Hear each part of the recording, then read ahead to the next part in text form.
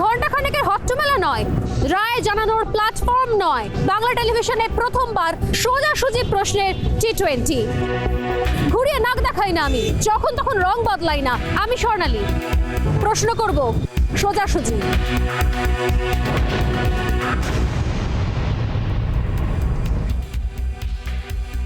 যে বিষয়ে আমরা আলোচনা করব, নেট পিজিতে ছাড়পত্র দিল সুপ্রিম কোর্ট, অর্থাৎ এবার কাউন্সেলিং শুরু হবে এবং সেই কাউন্সেলিং এর অনুমতি দিল সুপ্রিম কোর্ট। আপনারা জানেন যে এই নিয়ে দীর্ঘ একটা টানাপোড়েন চলছিল, আইনি জটিলতা চলছিল।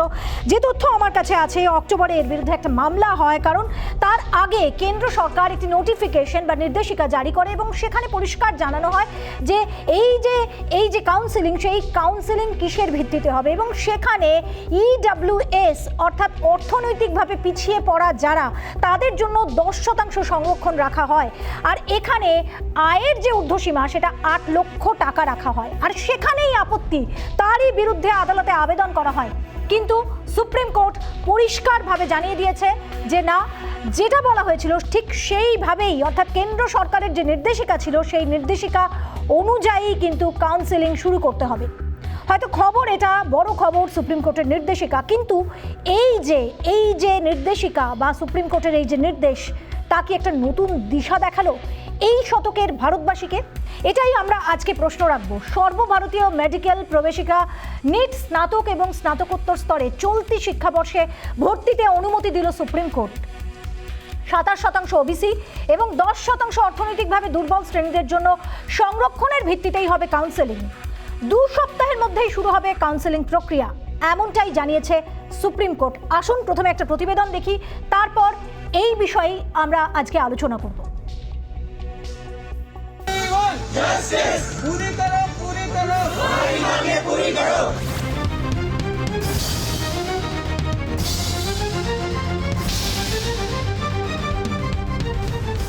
গত 2 বছর ধরে মহামারীর বিরুদ্ধে লড়ছে দেশ।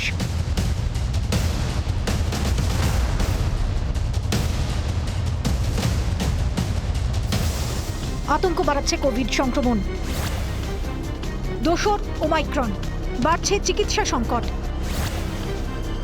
এই পরিস্থিতিতে আইনি জটে আটকে ছিল সর্বভারতীয় মেডিকেল কাউন্সেলিং।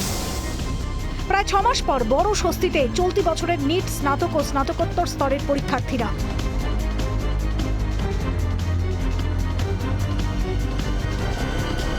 মেডিকেল প্রবেশিকায় কেন্দ্রের নির্দেশিকা মেনেই কাউন্সেলিংয়ের সম্মতি দিল শীর্ষ আদালত। 2021-এর 29শে জুলাই একটি নির্দেশিকা জারি করে কেন্দ্র।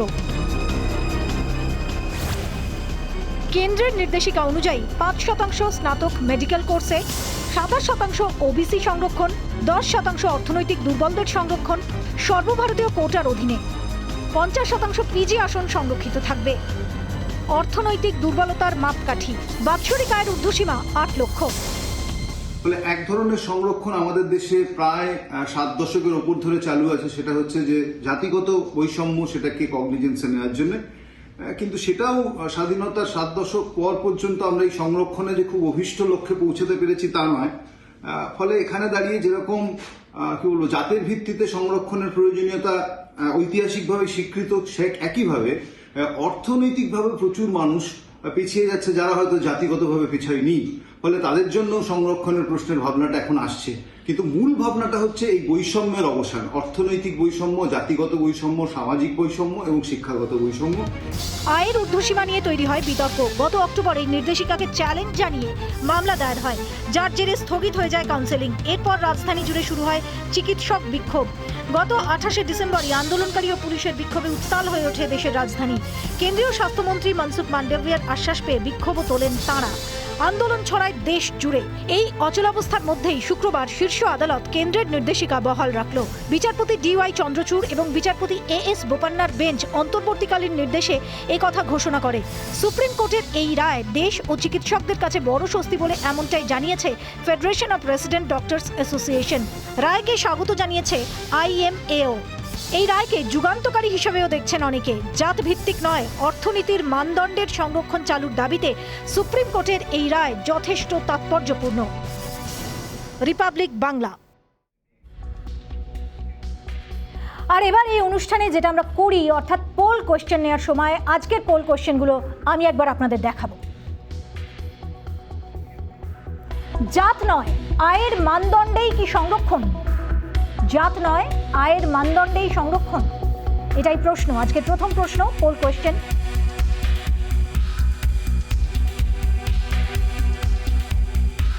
আর এর পরের প্রশ্ন, যার উত্তর আপনারা দিতে পারেন, সুপ্রিম নির্দেশে নতুন দিশা দেখাবে এই আইন? সুপ্রিম কোর্ট যে নির্দেশ দিয়েছে তাতে কি নতুন দিশা দেখাবে এই আইন?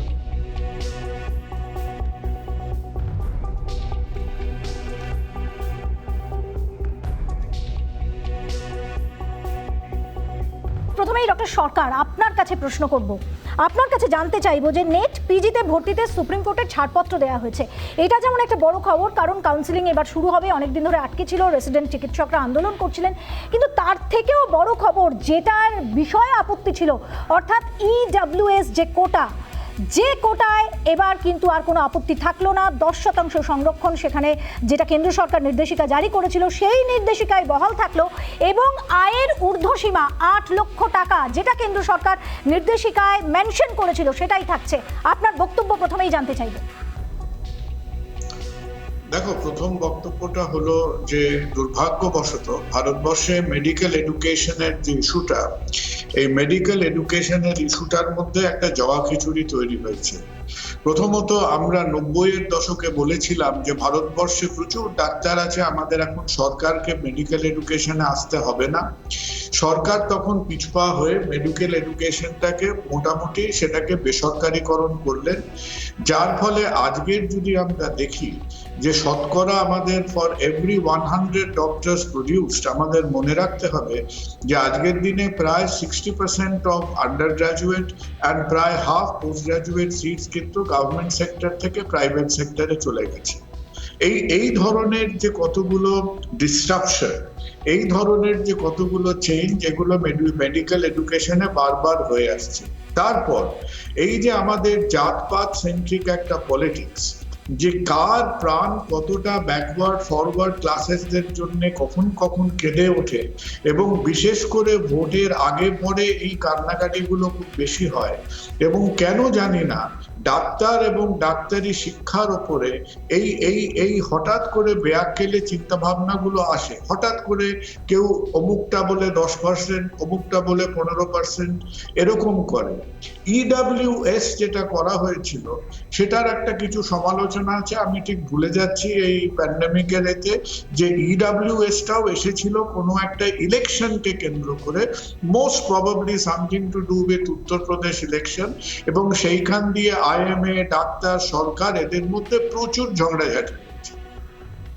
এইবার স্বর্ণালী সেন্ট্রাল কোয়েশ্চেনটা হচ্ছে আমাদের দেশে পোস্ট গ্রাজুয়েট লেভেল, এটা আন্ডার গ্রাজুয়েট শিক্ষার কথা হচ্ছে না, এটা স্কুল শিক্ষার কথা নয়, এটা হায়ার সেকেন্ডারি এডুকেশনের কথা না, এটা একটা পোস্ট গ্রাজুয়েট এডুকেশনের ব্যাপার। তো সেইখানে প্রথম হলো নিশ্চয়ই আমরা সামাজিক দুর্বলতা, আর্থিক দুর্বলতার দিকে আমরা চোখ রাখবো, কিন্তু এই রকম পলিটিক্যাল দাবার গুটি চালাচালি করে যদি আলটিমেটলি আমরা মেডিকেল এডুকেশনের যে মেরিট, যারা সত্যি মেডিসিন পড়তে চায়, আমাদের দেশে 1 লক্ষ ভেন্টিলেটর আছে, 1 লক্ষ ভেন্টিলেটরের মধ্যে আমরা সেকেন্ড ওয়েভে অর্ধেক হাত দিতে পারিনি। কেন হাত দিতে পারিনি? কারণ আমাদের প্রশিক্ষিত ডাক্তার সংখ্যায় অনেক আছে, আমরা প্রশিক্ষণ দিয়ে উঠতে পারছি না। তো কোথাও আমাদের এদিকে একটা মেরিট, এদিকে সোশ্যাল উইকনেস, এদিকে ইকোনমিক এন্টাইটেলমেন্ট, এই 3টে ফ্যাক্টরকে একটা জায়গায় আমাদের একটা সমীকরণ করতে হবে। এবং আমার কথা হলো অবশেষে একটাই, সেটা হলো এই ডিসিশনটা should have come from within the profession. এটা ডাক্তারদের কথা হওয়া উচিত ছিল, এটা কখনো একটা পলিটিক্যাল প্রেরোগেটিভ হওয়ার কথা না। ডাক্তার এবং এডুকেশন মিনিস্ট্রি মিলে তাদের একটা চিন্তা ভাবনা করে এই কতগুলো ফ্যাক্টরের মধ্যে merit in post graduate medical education, আমাদের সমাজের পিছিয়ে পড়া শ্রেণীকে কিভাবে আমরা প্রোটেক্ট করতে পারি, আমরা ফাইন্যান্সিয়াল এটাকে কি করে প্রোটেক্ট করতে পারি, এবং একবারের তরেও যখন আমাদের ওপর ডাক্তারদের ওপর এই পার্সেন্টেজের বজ্রাঘাতগুলো নেমে আসে, একবারের তরেও জানবে যে no doctors body or association is ever consulted. Doctor Sarkar, আপনি আমাদের সঙ্গে থাকুন। আমি জাস্ট আপনাকে একটু জানিয়ে দিচ্ছি, আজকের অনুষ্ঠানে স্বর্ণালী নেই, আমি রেনেসা আপনার সঙ্গে রয়েছি। আমাদের সঙ্গে এই অনুষ্ঠানে যোগদান করেছে সায়ন ব্যানার্জি, আইনজীবী। সায়ন, তোমাকে স্বাগত আমাদের অনুষ্ঠানে। আমি একটু ডক্টর বিশ্বাসের কাছে জানতে চাইবো। ডক্টর বিশ্বাস, বহুদিন ধরে, স্বাধীনতার ৭৫ বছর, সেই ৭৫ বছর ধরে এই একটাই আলোচনা যে কোটা সিস্টেম হওয়া উচিত নাকি মেধার ভিত্তিতে এডুকেশনাল ইনস্টিটিউশন বলুন বা চাকরির ক্ষেত্রে কোনটা প্রায়োরিটি পাবে, কোনটা প্রাধান্য পাবে, এটা নিয়েই তর্ক বিতর্ক বহুদিন ধরে চলেছে। কিন্তু এরই মাঝে এটা কি খানিকটা হলেও আশা নয়, একটা দিশা নয়, সূর্যের ছোট্ট একটা রশ্মি নয়, মানে কোনো একটা জানলা দিয়ে ছোট্ট একটু আলোও কি দেখতে পাচ্ছেন না? ইডব্লিউএস কোটা, যেখানে অর্থনৈতিকভাবে পিছিয়ে পড়া যারা, অর্থাৎ তার আয়ের ভিত্তি, তার ইনকাম কি, সেই অনুযায়ী সে চান্স পাবে। সেটা মেডিকেল হতে পারে, সেটা আজকে মেডিকেলের ক্ষেত্রে হয়েছে, সেটা অন্যান্য ক্ষেত্রেও হতে পারে, শিক্ষা হতে পারে, চাকরি হতে পারে। তো কোথাও কি একটি আশার আলো আমরা দেখবো না, বা দেখতে, মানে এটা তো দেখা উচিতই আমার মনে হয়। আপনি কি মনে করেন? আমার পরিষ্কার কথা, ডাক্তারির মানটাকে নষ্ট করতে উদ্যত হয়েছেন কিছু রাজনৈতিক ব্যক্তি, যাদের একটাই কাজ নিজেদের ধান্দা দেখা, ভোট দেখা, স্বার্থ কায়েম করা। আর পরিষ্কার কথা, এই ইউপি ইলেকশন দেখে ডক্টর সরকারের সাথে আমি একমত যে এটা ইউপি ইলেকশনকে দেখে করা, যে যত ভোটগুলো আসবে। আজকে বক্তব্য শিডিউল কাস্ট কোটা, ওবিসি কোটা, এমবিবিএস এর সময় দেওয়া হচ্ছে, পোস্ট গ্রাজুয়েটে কেন আমি কোটা দেব? সে ৫-৭ বছর সময় পাচ্ছে নিজেকে তৈরি করে নেওয়ার, এক জায়গায় আসার, লেভেল প্লেইং গ্রাউন্ডে আসার, সেইখানে গিয়ে একটার পর একটা তাকে কোটা দিয়েছে, আজকে বড় হবে, মানুষ হবে। আমি এই জায়গায় আমার প্রবল আপত্তি আছে।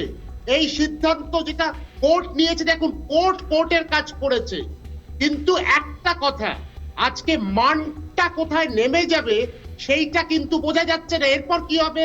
যারা পাবে না সেটা বেসরকারি জায়গায় যাবে, সেখানেও মান কিন্তু খুব উঁচু নয়, কয়েকটা হাতে গোনা বেসরকারি হাসপাতাল আছে, সেখানে একটা নিশ্চয়ই মেডিকেল সিস্টেমটা ভালো মতন আছে, পড়ানো হয়, কিন্তু বহু মুড়িমুড়কির মতন মেডিকেল কলেজ আছে বেসরকারি, সেখানে ডিগ্রি দেওয়া হয়।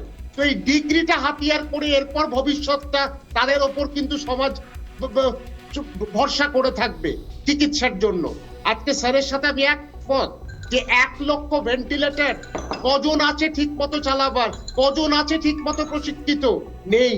সেই জন্য আমরা কিন্তু এই জায়গায় হারিয়ে যাচ্ছি। আজকে বিদেশে যেখানে একটার পর একটা জায়গায় তারা মেডিকেলে উন্নতি করছে, আমরা যান্ত্রিক উন্নতি করছি, আমরা কিন্তু ভারসাম্যটা হারাবো। সুতরাং এই যে সিদ্ধান্ত কোর্ট নিয়েছে, কোর্টের সিদ্ধান্ত মেনে নিতেই হবে, কিন্তু এইটা সুদূর প্রসারী নয়। ভবিষ্যতে মানটাকে শেষ করে দেওয়ার জন্য এই কোটা সিস্টেম যথেষ্ট। আমার পরিষ্কার বক্তব্য, এমবিবিএস অব্দি কোটা থাকুক, এমবিবিএস ডাক্তারি ঢুকুক, কিন্তু ডাক্তারির পরে তারা এতটা সময় পাচ্ছে নিজেদের তৈরি হওয়ার জন্য, তারা কেন কোটার দরকার হয়, কেন 10% লাগে, কেন 27% লাগে, এদের কিসে অসুবিধা হচ্ছে? একই তো বই পড়ছে, বই তো আলাদা তাদের জন্য নয়, বা কম, বা বইয়ের কম, কিন্তু যে পিজিতে পড়ছে তার পারিবারিক যে আয় সেটা তো কম হতেই পারে, মানে সেক্ষেত্রে কেন নয়? মানে এটাই জিজ্ঞেস করছিলাম যে তাহলে এটা তো আশার আলো, যেটা ইডব্লিউএস কোটা দেওয়া হচ্ছে 10%। এই 10%ই তো বলছি প্রয়োজন, কোন কোটা সিস্টেমই প্রয়োজন ছিল না পোস্ট গ্রাজুয়েটে। পোস্ট গ্রাজুয়েটে কেন আমার কোটাটা লাগবে? নিজের ক্ষমতা অনুসারে করবে। ক্লাস 12 অব্দি মানলাম তার ক্ষমতা নেই, তার আর্থিকভাবে দুর্বল, ডাক্তারিতে তো একই বই, একই পরীক্ষা, একই অঙ্ক, সেইটা তাকে কষতে হবে, কষে পরীক্ষা দিতে হবে। কেন তার একটা করে কোটা লাগছে? এটা আর কিচ্ছু না, এই কোটা সিস্টেম শুরু করে গেছেন ভিপি সিং নষ্ট করে দিয়ে গেছেন এটা মন্ডল কমিশন করে। তখন অনেক ডাক্তার নেমেছিলেন। মন্ডল কমিশনের কথা আপনি বলছেন, একেবারেই আমরা ডক্টর শারদত্ত মুখার্জি আমাদের সঙ্গে রয়েছেন, তার কাছে যাব। ডক্টর মুখার্জি, যেভাবে ফিউচারের কথা বলছেন, ভবিষ্যতের কথা বলছেন, যে মেধা, মান, এই যে 1 লক্ষ ভেন্টিলেটর কতজন চালাতে পারে সেটা নিয়েই এইখানে যে দুজন চিকিৎসক রয়েছেন তারা সন্দিহান। এরকম একটা অবস্থায় চিকিৎসা এমন একটা পেশা, এটা তো পেশা নয়, আমার মনে হয় ভুল হলো পেশা বলা, এটা তো সেবা। একজন সার্জনের কাছে একজন তার শরীরটা দিচ্ছে, সেখানে অপারেট করা হচ্ছে, অর্থাৎ একটা মানুষের জীবন, তার উপরে কিচ্ছু নেই, সেটা যখন নির্ভর করছে, তখন এই কোটা সিস্টেম বা বিশেষ করে ইডব্লিউএস কোটাই বলুন বা যে কোনো কোটা, সেটা কতটা জরুরি, নাকি সেটার অবসান বা অবলুপ্তি হওয়ার সময় এসেছে এবার?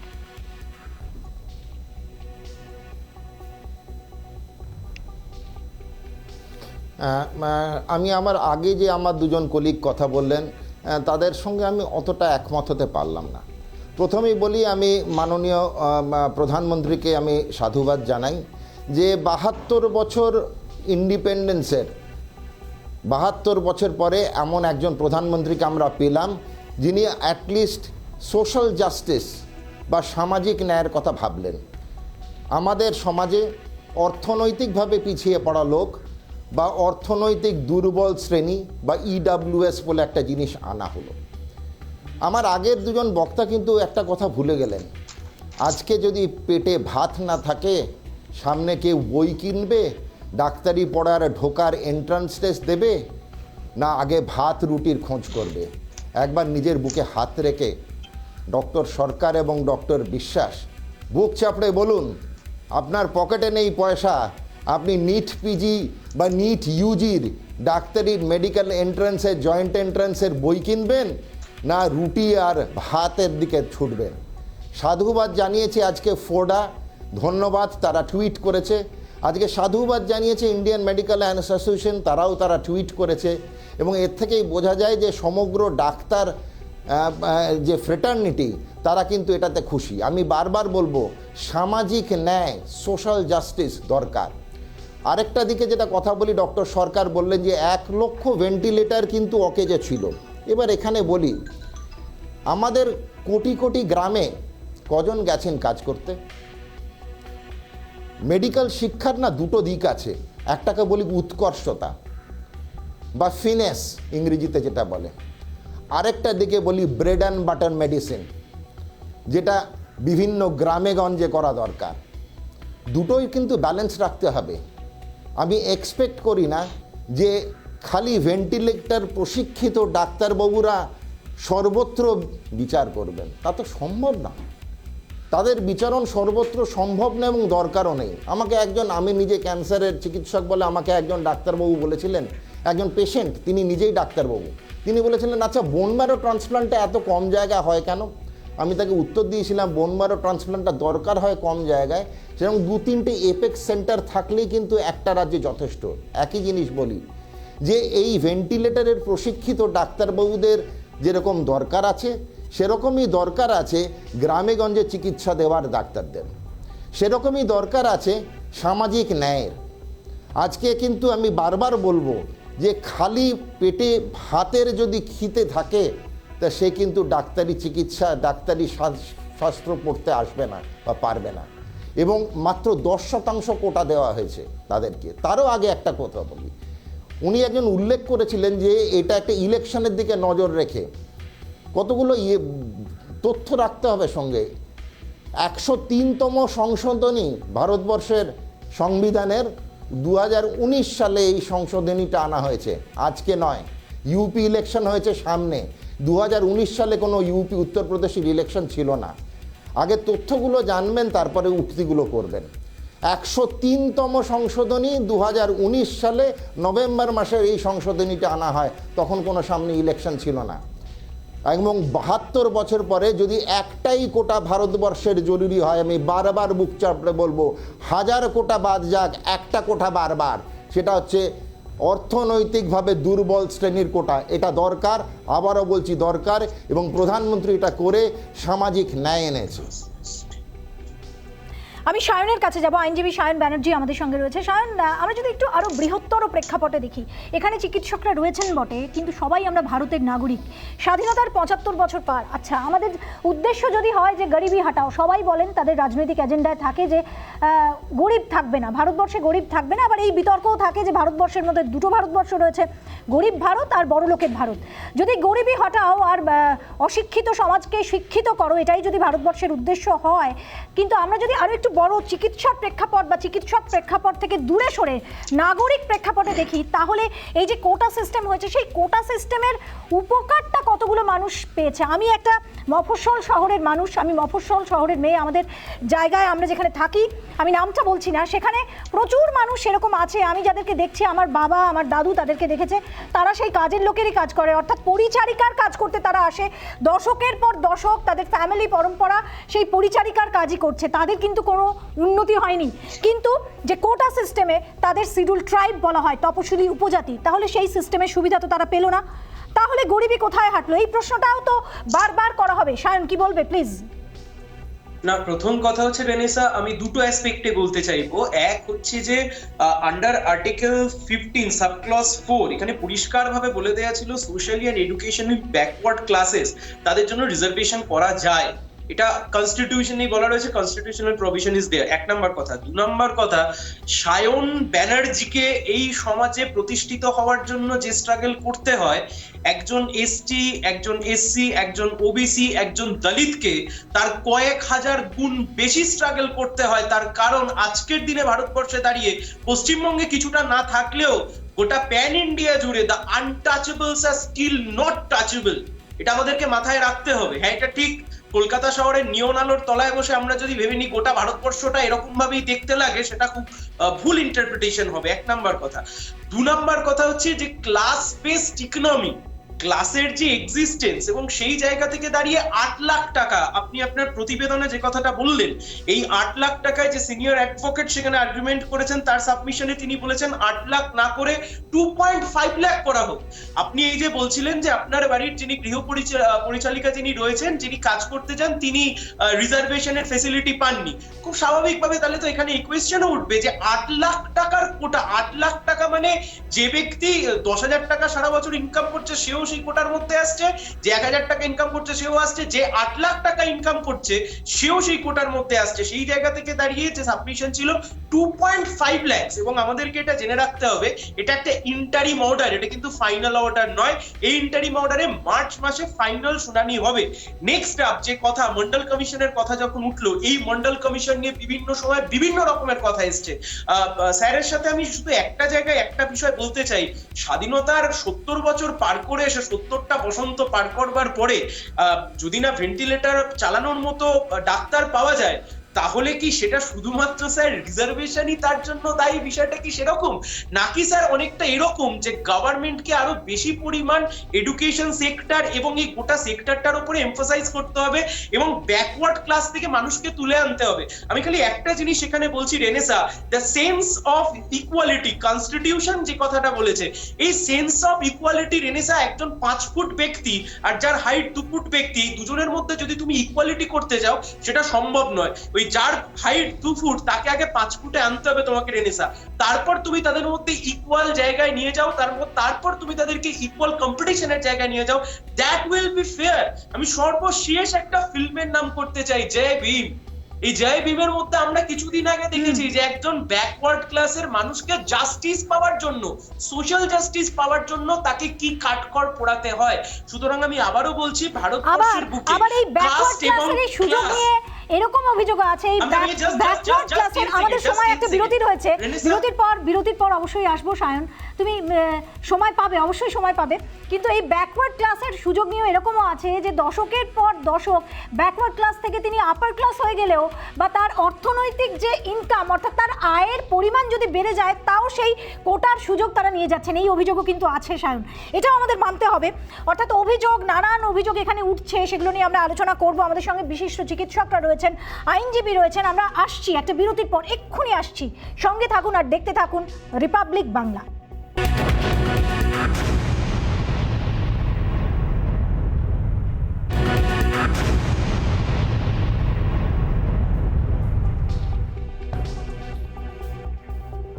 ফিরে এলাম বিরতির পর, আমাদের সঙ্গে অতিথিরা রয়েছেন। তবে সায়নকে আমি থামিয়েছিলাম, বিরতি যেহেতু নিতেই হতো। সায়ন প্লিজ তুমি কন্টিনিউ করো।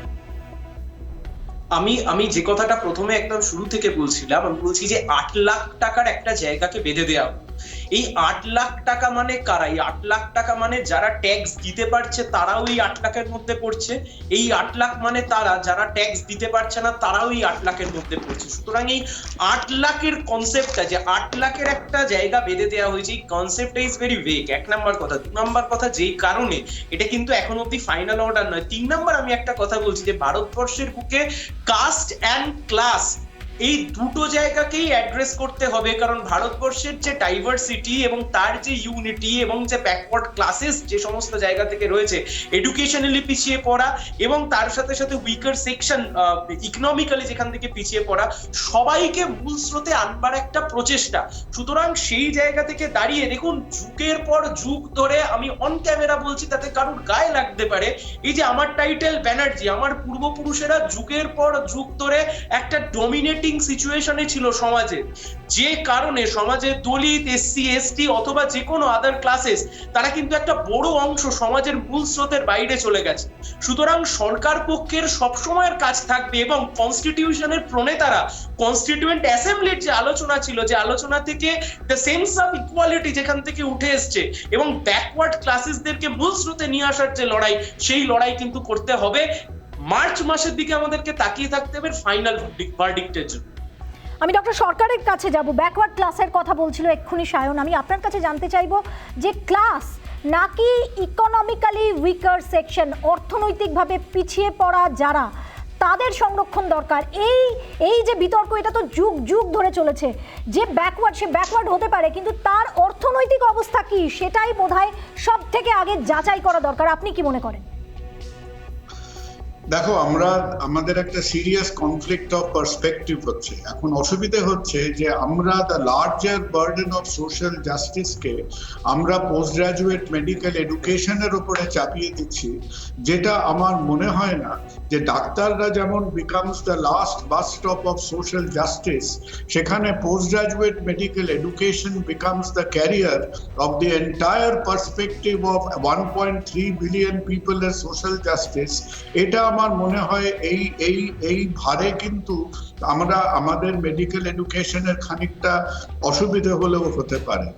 সেকেন্ড পয়েন্ট ইজ যে আই অ্যাপ্রিশিয়েট যে শারদদের হয়তো পলিটিক্যাল অ্যান্ড প্রফেশনাল অ্যালায়েন্স নিয়ে কিছু হয়তো ব্যালেন্সিং প্রবলেম থাকতে পারে, কিন্তু আমি যে পয়েন্টটা বলেছিলাম, এখানে তিনটে ফ্যাক্টর ইম্পর্টেন্ট। একটা হচ্ছে মেডিকেল, পোস্ট গ্রাজুয়েট মেডিকেল এডুকেশনের কোয়ালিটি অ্যান্ড ইন্টিগ্রিটিকে রাখা, along with an eye on social equality and economic property এবং probity, এবং এই তিনটে জিনিসকে যদি ব্যালেন্স করতে হয়, তাহলে যখন আমাদের এই কোটা সিস্টেমগুলোর ডিসিশন নিতে হবে, তার মধ্যে ভবিষ্যতে যদি একটা representative of the medical education bodies and authorities থাকে, rather than being a pure political decision, that augurs well for a society. আজকে যারা তথাকথিত উন্নত দেশ এবং যারা তাদের এডুকেশন ফ্যাব্রিক নিয়ে চিন্তা ভাবনা করে, তারা সবসময় সেই প্রফেশনের মধ্যে থেকে সেই এডুকেশনের কোর আইডিয়া কনসেপ্টগুলোকে নিয়ে তারপর সেখান থেকে কি পলিটিক্যাল ইনপুট আছে, কি জাস্টিস ইনপুট আছে, কি সোশিওলজিক্যাল ইনপুট আছে সেটা করবে। কিন্তু আমার জ্ঞানত আমার মনে হয় না there has been any consensus or discussion এই কোটা নাম্বারগুলো প্রফেশনের উপর ছুঁড়ে দেওয়া হয়, প্রফেশনের সঙ্গে সেই অর্থে এগুলোকে নিয়ে ডিসকাস করা হয়। বেশ, এটা আপনার মতামত। যেহেতু আর একটা minute, please let me finish. and the third point importance is যে এই যে 70টা বসন্ত, কি আমাদের 75টা গ্রীষ্ম, কি আমাদের 76টা হেমন্ততে আমরা কেন এখনো সোশ্যাল জাস্টিস করতে পারিনি? কারণ দলমত নির্বিশেষে প্রত্যেকটা রাজনৈতিক দল, কি ডানপন্থী কি বামপন্থী, তারা কুড়ে কুড়ে এই আমাদের সোশ্যাল ইনইকুয়ালিটিটাকে আজকে তারা তাড়িয়ে তাড়িয়ে উপভোগ করছে। ডক্টর সরকার, আমাদের সময় একেবারে শেষ হয়ে এসছে। ডক্টর মুখার্জির ক্ষেত্রে আপনি বলেছিলেন, ডক্টর মুখার্জির উদ্দেশ্যে হয়তো আপনি কিছু বলতে চেয়েছিলেন এবং এখন উনি উত্তরটা দিতে চাইছেন। আমি একটু ওনার উত্তরটা নিয়ে নিই, আপনার প্রশ্নের উত্তরে উনি কি বলেন। ডক্টর মুখার্জি, প্লিজ সংক্ষেপে বলবেন। আমি একদমই খুশি হলাম, খুবই খুশি হলাম যে আমার প্রতিবাদে ডক্টর কুণাল সরকারের একটুখানি মনটা ভালো হলো। কতগুলো কথা উনি বলতে বাধ্য হলেন যে সামাজিক ন্যায় দরকার। আর যদি সামাজিক ন্যায় সত্যিই দরকার থাকে, শীতাতপ নিয়ন্ত্রিত ঘরে বসে, শীতাতপ নিয়ন্ত্রিত গাড়িতে চড়ে কোনোদিন কেউ ভাবতেও পারে না যে এমনও লোক আছে ভারতবর্ষে, এমনও লোক আছে পশ্চিমবঙ্গে যে দুদিন খেতে পায় না, কিন্তু তার মেধা হয়তো আছে, তারও ইচ্ছে হয় ডাক্তারি পরীক্ষায় ঢুকতে। হ্যাঁ, আপনার সঙ্গে আংশিক আমি একমত হতে পারি, সেটা হচ্ছে পোস্ট গ্র্যাজুয়েশনের ক্ষেত্রে। কিন্তু এটা আমি বারবার বলবো, আন্ডার গ্র্যাজুয়েট বা মেডিকেল এন্ট্রান্সে ইডাব্লিউএস নতুন কোটাটি প্রধানমন্ত্রী এবার এনেছেন 2019 সালের সংশোধনী, সংবিধানের সংশোধনীতে। এখানে আন্ডার গ্রাজুয়েট নিয়ে কথা, না, আন্ডার গ্রাজুয়েটে কোটাটা রয়েছে। কে বললো এটা আন্ডার গ্রাজুয়েটের কথা হচ্ছে? হয়নি এখানে। We never discuss. আমার কথাটা ডক্টর সরকার, আপনি যখন কথা বলছিলেন আমি আপনাকে কোনো রকম ভাবে ইন্টারাপ্ট করিনি। ডক্টর সরকার, আমাকে কথাটা বলতে দিন, আমি আপনাকে কোনো রকম ইন্টারাপ্ট করিনি। আমি বারবার বলছি আমি আপনাকে ইন্টারাপ্ট করিনি, সুতরাং আমাকে আমার কথাটা বলতে দিন, তারপরে আপনি যা বলার বলবেন। সুতরাং মাথায় রাখতে হবে একটু সংক্ষেপে প্লিজ আমাদের সোশ্যাল জাস্টিস। ডক্টর বিশ্বাসের কাছেও আমাদের একবার যেতে হবে। খুশি হলাম যে আমার কথার এবং আমার প্রতিবাদে ডক্টর সরকারও নতুন করে এটা ভাবতে শুরু করেছেন। আজকে থেকে ভাবনা চিন্তাটা শুরু করুন। 1, 2 নম্বর সায়নের কথায় আমি বলবো যে আপনি আইনজীবী, কিন্তু এটা মনে রাখতে হবে যে এখানে পরিষ্কার 8 লাখের লেখা আছে, তাদের মধ্যে যারা ট্যাক্স পেয়ার এই 8 লাখের বাইরে, যারা 8 lakh gross income of entire family but not tax payer, তারাই কিন্তু ইডাব্লিউএস কোটাতে ঢুকবে। পুরো জিনিসটা পড়লে তবে বুঝতে পারবেন যে কোনটা ইডাব্লিউএস কোটার আমাদের সময় একেবারে শেষ মুহূর্তে আমরা এসে পৌঁছেছি। খুব সংক্ষেপে ডক্টর বিশ্বাসের একটা রিঅ্যাকশন আমরা নিয়ে নেব। ডক্টর বিশ্বাস, চিকিৎসক তো সবাই হতে চায়, আপনারা যেমন হয়েছেন, আমরাও এককালে স্বপ্ন দেখেছিলাম, যাই হোক হয়নি, সাংবাদিক হয়েছে, কিন্তু অনেকেই হতে চায়, চিকিৎসক হওয়ার স্বপ্ন অনেকেরই থাকে। সেখানে ইডাব্লিউএস এই যে কোটা, এটা কোথাও হলেও কিন্তু একটা আশার আলো। আপনি মানবেন কি মানবেন না, খুব সংক্ষেপে? দেখুন, ঘটনাটা হচ্ছে আমরা বিভেদ থাকতেই পারে, ডাক্তারির মধ্যে আমার একটা রাজনৈতিক দিক থাকতে পারে, আরেকজনের আরেকটা থাকতে পারে, কিন্তু একটা কথা, আন্ডার গ্রাজুয়েটে কোটা থাকুক, এটা নিয়ে আমার কোনো আপত্তি নেই, অসুবিধা নেই। পোস্ট গ্রাজুয়েটে নিয়ে আমার বক্তব্য 7 থেকে 8 বছর সময় সে পাচ্ছে, সে যথেষ্ট নিজেকে তৈরি করে নিতে পারছে। পোস্ট গ্রাজুয়েটের কোটার আলাদা করে নতুন করে কোটা আনার কোনো প্রয়োজন নেই, তাতে মানটা খারাপ হবে। অনেক ধন্যবাদ। আমাদের সময় শেষ, এই সেগমেন্টের সময় শেষ, তাই এই অনুষ্ঠানের যে এই সেগমেন্ট বা আলোচনা আমরা এখানেই শেষ করছি। আপনাদের সবাইকে অনেক ধন্যবাদ এই অনুষ্ঠানে যোগদান করার জন্য। সব শেষে আমরা অবশ্যই তাকিয়ে থাকবো যে যাদের জন্য এই বিশেষ সুবিধা, অর্থাৎ দারিদ্র্য দূর করার জন্য, শিক্ষার মান, মেধাকে গুরুত্ব দেওয়ার জন্য, শিক্ষিত সমাজ গড়ে তোলার জন্য যে এই প্রকল্প বা যে এই সুবিধাগুলো, সেগুলো যেন সত্যিকারের মানুষের কাছে পৌঁছয়। একটা বিরতি নিয়ে ফিরছি পরের সেগমেন্টে, সঙ্গে থাকুন আর দেখতে থাকুন রিপাবলিক বাংলা।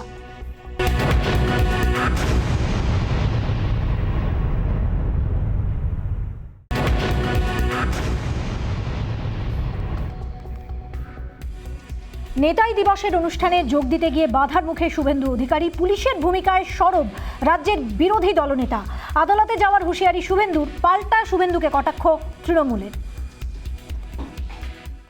2011 সালের 7ই জানুয়ারি নেতাইয়ে রথীন দণ্ডপাঠের এই বাড়ি, সিপিআইএম নেতা রথীন দণ্ডপাঠ, সেই বাড়ির দোতলা থেকেই গুলি চালানো হয় বলে অভিযোগ। 2 দশক পর ফের রাজ্য রাজনীতির কেন্দ্রে নেতাই দিবসে নেতাই যেতে বাধা রাজ্যের বিরোধী দলনেতা শুভেন্দু অধিকারীকে। গার্ডরেল দিয়ে কিন্তু দুটি ব্যারিকেড করে, গার্ডরেল দিয়ে কিন্তু পুরো ব্যারিকেড করে দেওয়া হয়েছে এই রাস্তা। পুলিশের সঙ্গে বচসায় জড়ান রাজ্যের বিরোধী দলনেতা। আপনাদের গায়ে কোনো মানুষের রক্ত আছে বলে মনে হয়? পশ্চিমবঙ্গটাকে একেবারে পুরো একদম পাকিস্তানে তো খারাপ হবে। আদালতের অনুমতি সত্ত্বেও পুলিশের বাধা নিয়ে সরব হন রাজ্যের বিরোধী দলনেতা। আমি হাইকোর্টে যাবো, হাইকোর্টে পারমিশন দেওয়ার পরে এসেছি, আমি তো সব রেকর্ড করলাম, আমার সমস্ত আপনারা সাক্ষী থাকলেন, আমি হাইকোর্টে যাবো, ইনাকে নিয়ে যাবো। যদিও এই ঘটনায় পাল্টা শুভেন্দুকেই তোপ দেখেছে তৃণমূল। কেউ যদি মনে করেন যে এটা একটা কোনো দলের প্রতিনিধি হয়ে তিনি আসবেন, তাহলে নেতাই মানুষ সেটাকে মেনে নেবে না, এটা নিশ্চিত। কারণ এই আন্দোলনটাকে তখন পাশে থেকে মানুষের সাহায্যে যারা এসেছিলেন, সেই মৃত পরিবারগুলোকে সাহায্য যিনি করেছিলেন তিনি আর কেউ নন, সর্বভারতীয় তৃণমূল কংগ্রেসের নেত্রী মমতা বন্দ্যোপাধ্যায়। শুভেন্দু অধিকারী তো গিয়েছিলেন নেতাই, এবং ওর যা করার উনি করেছেন। তবে নেতাইতে যারা মারা গিয়েছিল তারা তো সব তৃণমূলের লোক ছিল, বিজেপির লোক তো ছিলেন না। সুতরাং শুভেন্দু অধিকারী ওখানে যেতেন চুপচাপ, শহীদ দিবস পালন করে আসতেন, উনি এটা সিন ক্রিয়েট করলেন কেন? নেতাই যেতে না পেরে ভীমপুরে পথসভা করেন রাজ্যের বিরোধী দলনেতা। রিপাবলিক বাংলা। 4 পুর নিগমে ভোট করাতে আপত্তি নেই কমিশনের। হাইকোর্টে পুরো ভোট মামলায় এমনটাই জানালো রাজ্য নির্বাচন কমিশন। কোভিড পরিস্থিতিতে কিভাবে ভোট জানতে চেয়ে রাজ্য নির্বাচন কমিশনের কাছে হলফনামা চাইল হাইকোর্ট। হাইকোর্টে 4 পুর নিগমের ভোট স্থগিত মামলা। যদিও ভোট করানোর পক্ষে সওয়াল করল রাজ্য নির্বাচন কমিশন। কোভিড কালে কিভাবে হবে নির্বাচন সে বিষয়ে রাজ্য নির্বাচন কমিশনের কাছে হলফনামা চাইল কলকাতা হাইকোর্ট। ইলেকশন কমিশনের তরফ থেকে বলা হয় যে সবই যখন নর্মাল চলছে আমরা ইলেকশন করাতে পারবো এবং আমরা ইলেকশন করাতে চাই। তারা এফিডেভিট দেওয়ার জন্য সময় চান 1 সপ্তাহ, কিন্তু আদালত সেটা মঞ্জুর করেনি। আদালত বলেছেন যে সোমবারের মধ্যে এফিডেভিট দিতে হবে, মঙ্গলবার শুনবে, এই মামলায় বেশি সময় তিনি দেবেন না। বর্তমান কোভিড পরিস্থিতির কথা মাথায় রেখে পুরো ভোট পিছিয়ে দেওয়ার দাবিতে এখনো সরব রাজ্যের বিরোধী শিবির। করোনা আক্রান্ত এই মুহূর্তে আমার মনে হয় আমাদের যে দাবি, সেই দাবি যুক্তিযুক্ত। ভোট ঘোষণা হয়ে গেছে, বাতিল তো করা সম্ভব নয়, ভোট চলুক, কিন্তু তাকে পিছিয়ে দেওয়া হোক। এই সময়ে না করে ভোটের পর্ব যেটা ছিল সেরকম চলুক। সমস্ত নমিনেশন হয়ে গেছে, সমস্ত কিছু বজায় রেখে আগামী 1 মাস পরে এই ভোট নেওয়া উচিত। বিরোধীদের নির্বাচন পিছিয়ে দেওয়ার দাবিকে কটাক্ষ করেছে রাজ্যের শাসক দল। আবেদন করছি যে নির্বাচন পরে হলে আমরা জানি কি পরিস্থিতিতে নির্বাচন হবে, কোন ভোট সংস্কৃতির মধ্যে দিয়ে আমাদের নির্বাচনে প্রতিদ্বন্দ্বিতা করতে হবে। 1 মাস পরে নির্বাচন হলে বা সরকারের ইচ্ছা মতো নির্বাচন হলেও পরিস্থিতির খুব একটা বেশি পরিবর্তন হবে না, কিন্তু এই মুহূর্তে মানুষের জীবনের মূল্য সবচেয়ে আগে। সেই জন্যই আমরা এই নির্বাচনকে পিছিয়ে দেবার জন্য আমরা আবেদন করছি। ধন্যবাদ। আগামী সোমবার হাইকোর্টে রাজ্য নির্বাচন কমিশন হলফনামা পেশের পর হবে মামলার পরবর্তী শুনানি। তার আগে পুরো ভোট মামলারই তুঙ্গে রাজনৈতিক চর্চা। ক্যামেরায় দেবাশিস রায়চৌধুরীর সঙ্গে সচিন রক্ষিত, রিপাবলিক বাংলা। হাইকোর্টের নির্দেশের পরই জোর কদমে শুরু হয়েছে প্রস্তুতি। গঙ্গাসাগরে যোগ দিতে বাবুঘাটে সাধুদের ভিড়। প্রশাসনের তরফে চলছে মাইকিং। পুরসভার উদ্যোগে টিকাকরণ চালু। কোভিড আক্রান্তদের জন্য বিশেষ ব্যবস্থা। হাইকোর্টের নির্দেশে শর্ত সাপেক্ষে গঙ্গাসাগর মেলার অনুমতি মিলেছে। বাবুঘাটে দলে দলে ভিড় জমাচ্ছেন সাধুরা। কোভিড বিধির কথা মাথায় রেখে চলছে মাইকিং। কলকাতা পুরসভা সিদ্ধান্ত নিয়েছে গঙ্গাসাগর মেলায় যে সাধুরা আসবেন তাদের করোনা পরীক্ষা করা হবে। শুরু হয়ে গিয়েছে সাধুদের র্যাপিড পরীক্ষা। কোভিড আক্রান্তদের জন্য রয়েছে বিশেষ ব্যবস্থা। আর চूंकि বাইরে থেকে অনেক লোক আসছেন, এর জন্য এখানে র্যাপিড টেস্টের ব্যবস্থাও করা হয়েছে।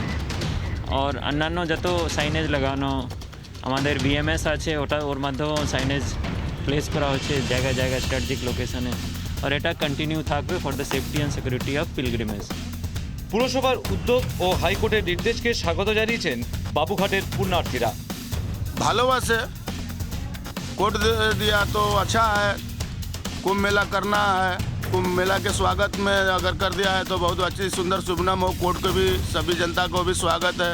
यहाँ पर कोई कोरोना का सुई नहीं मिला, नहीं मिला। इधर आना था, इधर आ गया। यहाँ पे अगर सुई देगा तो लेंगे। हाँ ले लेंगे, कौन सा हमको उसमें कौन सा नुकसान है।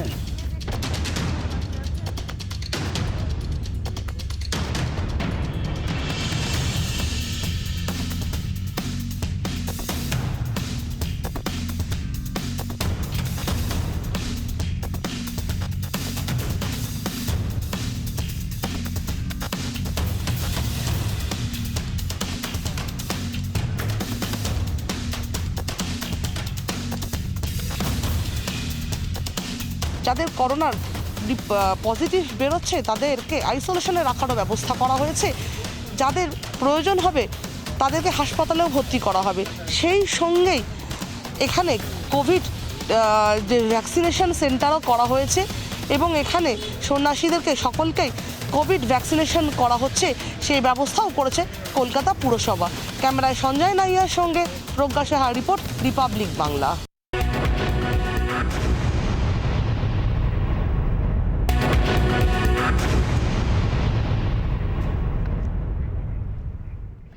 দেশে লাগাম ছাড়া করোনার সংক্রমণ। দৈনিক সংক্রমণ 1 লাখ পার। এরই মধ্যে চোখ রাঙাচ্ছে ওমাইক্রন। দেশে এখনো পর্যন্ত ওমাইক্রনে আক্রান্ত 3000-এর বেশি মানুষ।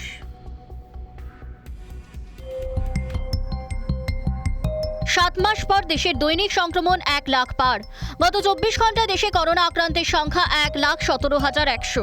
দৈনিক সংক্রমণের হার বেড়ে 7.74%। গত 24 ঘন্টায় মৃত্যু হয়েছে 302 জনের। গত 5 দিনে দেশে করোনা সংক্রমণ লাফিয়ে বেড়েছে।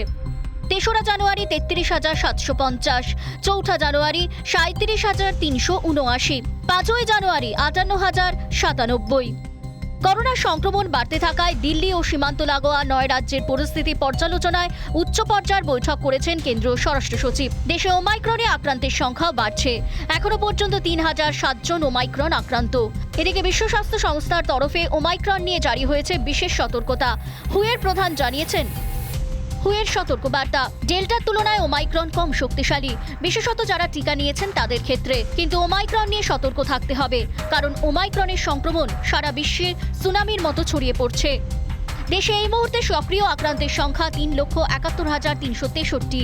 সুস্থতার হার 97.57%। রিপাবলিক বাংলা। কাশ্মীর উপত্যকায় যৌথ বাহিনীর সঙ্গে জঙ্গিদের সংঘর্ষ। বদগাঁওয়ের জলওয়া চাদুরা এলাকায় দুপক্ষের মধ্যে সংঘর্ষে খতম জঙ্গি। ফের ভূস্বর্গে যৌথ বাহিনীর অভিযান, খতম 3 জঙ্গি। গোপন সূত্রে খবর পেয়ে বদগাঁওয়ের জলওয়া চাদুরা এলাকায় অভিযান চালায় পুলিশ ও সেনা।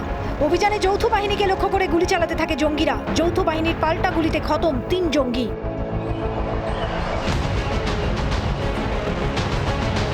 জঙ্গিদের থেকে প্রচুর পরিমাণ আগ্নেয়াস্ত্র ও বিস্ফোরক উদ্ধার করেছে যৌথ বাহিনী। যদিও খতম 3 জঙ্গির পরিচয় প্রকাশ করেনি প্রশাসন। এলাকায় আরও জঙ্গি লুকিয়ে আছে কিনা তা নিশ্চিত করতে তল্লাশি চালাচ্ছে যৌথ বাহিনী। রিপাবলিক বাংলা।